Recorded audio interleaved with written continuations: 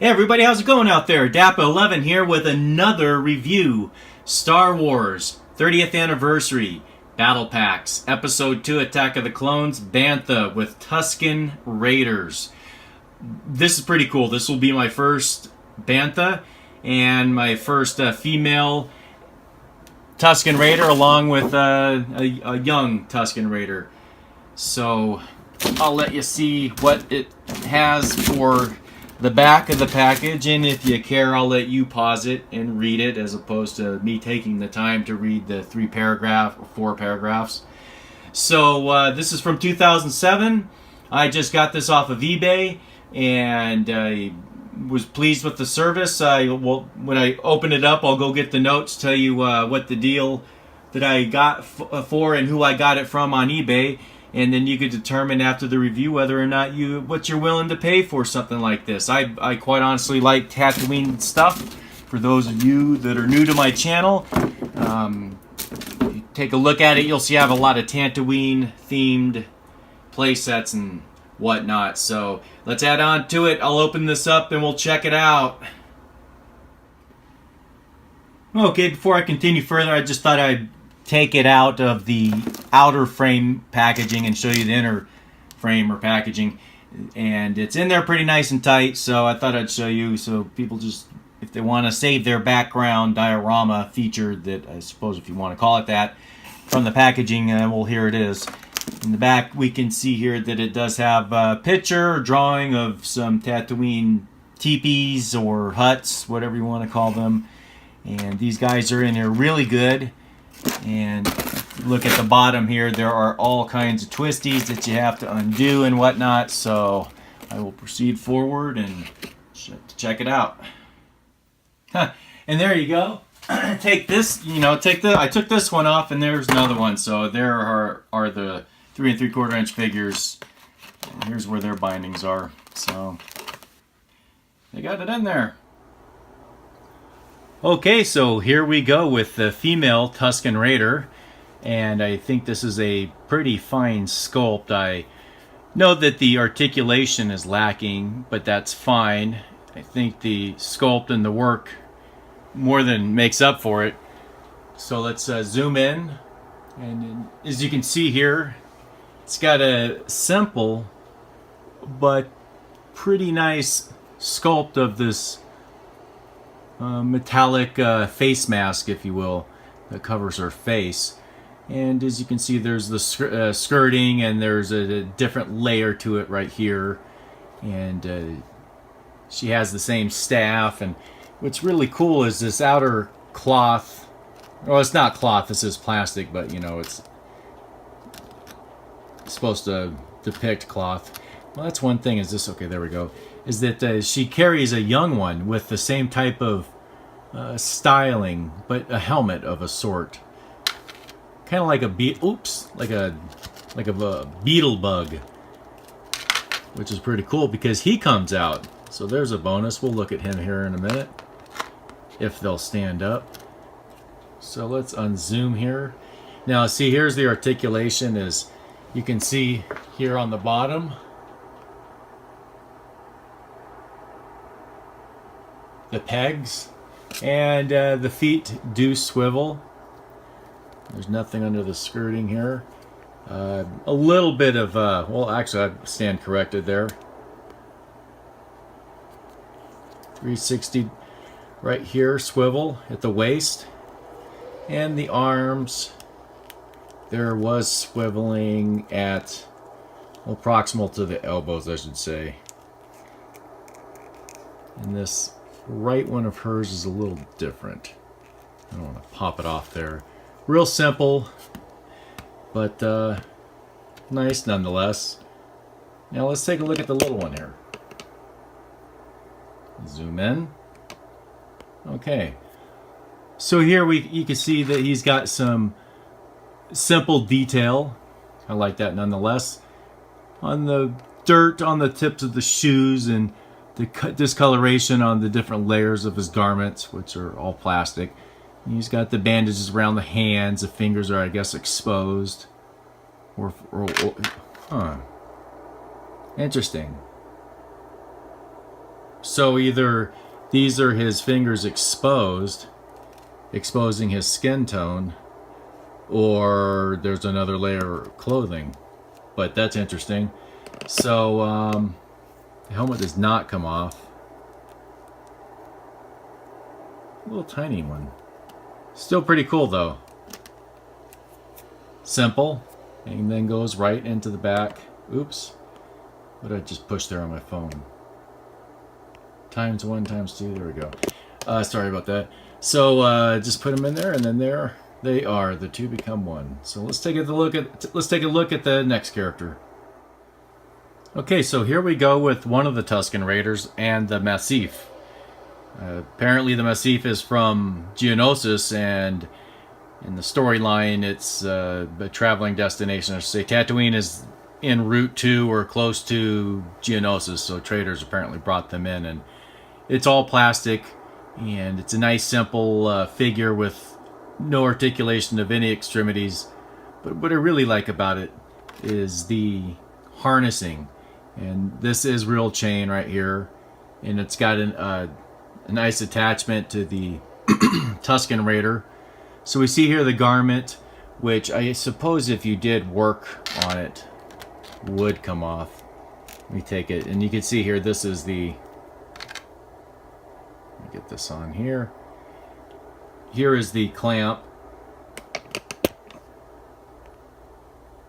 Oops, get the zoom so we can get some focus. So here's the clamp there that would attach to the wrist and or forearm of the Tusken Raider, and the leash to the harness. And let's take a little closer look at the Massiff's harness. So you see here the chain attaches to the side part, and the belt does have, well, not the belt, but the excuse me, the harness does have a belt-like thing where it can come off right here. So here's the Massiff, and you can see he's got the, I guess, the scaling at the on the vertebrae, and he's just got some multiple different paint here and there, and it's a nice little mold actually. It's a nice creature to add to the Star Wars collection. I don't honestly have that many of them. So what I really like though is the harness. Back this up. Put the harness on right here.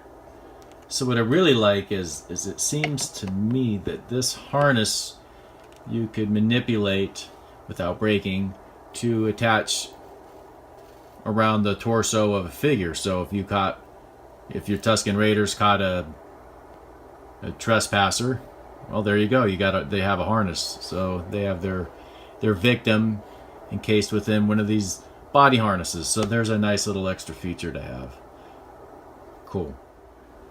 There we go. I had to try it out there. So if they do get a prisoner, bam bam, harness goes right around a character, no problem. Pretty cool.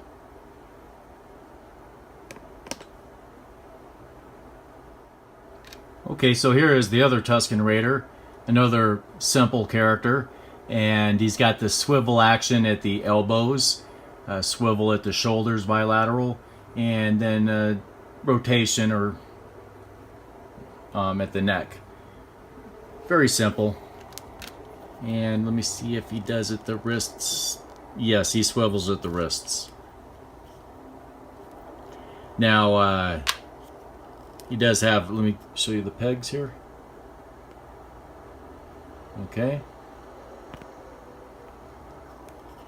Skirting, you can see he's got the swivel at the hips, but restricted because of the plastic skirting, and no articulation at the knees or ankles. Really kind of a simple character. Still a decent mold. Nice background figure. He actually has a pretty good, I should say, paint job on his firearm, on his rifle. He's got the two-tone, but because of the way it was packaged, and it was packaged well, you wouldn't have to worry about anything in there coming loose. it warped the gun, so I'll just have to dump this into some hot water and bend it back into place. But pretty fair character. It's always nice to have another Tusken Raider to the collection. On to the next. Oh, wait a minute. Does he rotate? Nope. Okay, got that. On to the next. Okay, so here is the last Tusken Raider. And this one has the greatest amount of articulation. And, well, let's just take a look at him here real quick. You can see here he has the robe.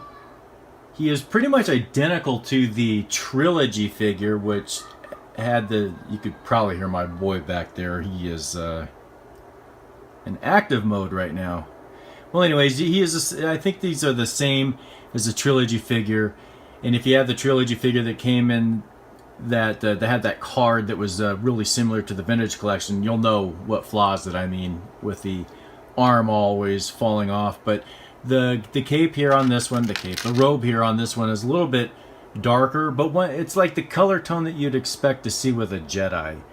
So I don't know, but the other two Tusken Raiders had a darker toned clothing or undergarment. The female did, and the other male had a darker tone. But anyways, he does not have a hoodie. All right, so here's the funny thing: here's his weapon and you can see it's warped as well. It's two-toned, so it's got a decent paint job.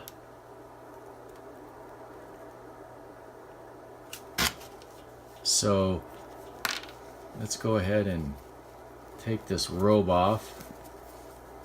And what do we get there? Haha, he's got a makeshift sling. Cast or whatever. He doesn't have a sling, but he's definitely got the makeshift setup going on here. So this is the problem that the Trilogy Tusken Raider had, is that it is swivel action, as you can see, at the elbow joint, at an angle at that. And the arm always fell off on the other one that I have that I just showed over here. So evidently they were aware of this and were prepared for it in their packaging. So that's cool though, because I won't have to make one myself, and maybe it'll work. So as you can see here, he's got nice paint job on the face, different tones of gray and silver, dark brown. Really nice, actually. I like those kind of details. And even with the vest and the straps, nice detail there. Now we have a cloth garment here. You can see here that his articulation, swivel at the hips, nothing lateral, ball joint at the knees and ankles bilat. So that'll allow him to expand, and he's got a naturally wide stance, as you can see here. That helps him get onto the Bantha.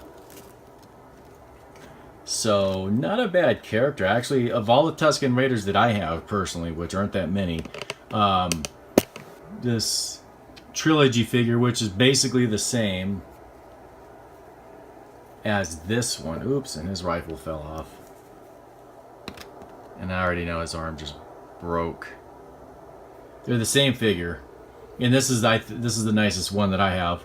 And then you can even see the belt details. So yeah, really nice Tusken Raider. I like this one a lot.